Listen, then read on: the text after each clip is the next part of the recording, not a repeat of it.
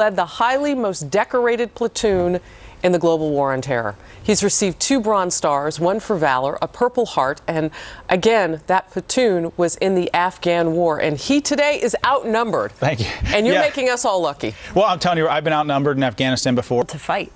What do you make of that? House Armed Services Chairman Mac Thornberry, a Republican from Texas, said over the weekend their ideology, their approach, their brand is growing faster than their territory. Wow, that's very scary. And they're using our equipment to grow. They're running away and they're leaving our equipment behind. They left armored personnel carriers, artillery, 100 vehicles, including Humvees. Very telling of how they feel about what's really happening there. Why are these troops running away? Did we not do our job? Did we not train them?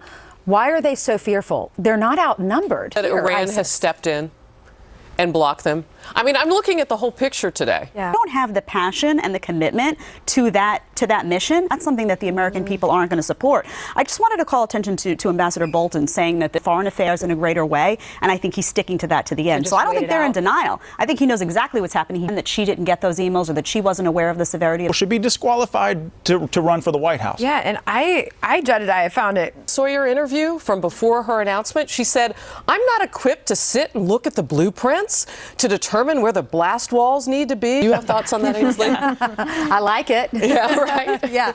This year, next year, 2016, it's going to be completely different because this is a very important issue to so many of us, national security.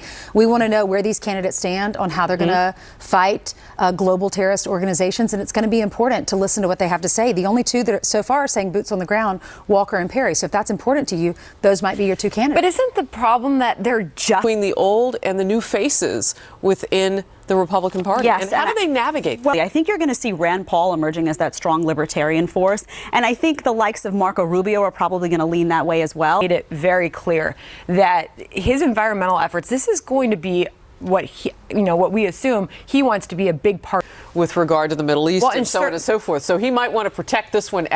You can't just show up and say this is how we're going to run things. And by the way, you'd have to assume that the government. However, we've all been discussing this. It's been all over Facebook. Surely the company knows that this is out there. I want to start with you, Jedediah, because you're pretty passionate about this T-shirt. There are plenty of times I could walk into a store and find something offensive. Have this thing called the American Warrior Initiative, where every single employee in the company takes a payroll deduction.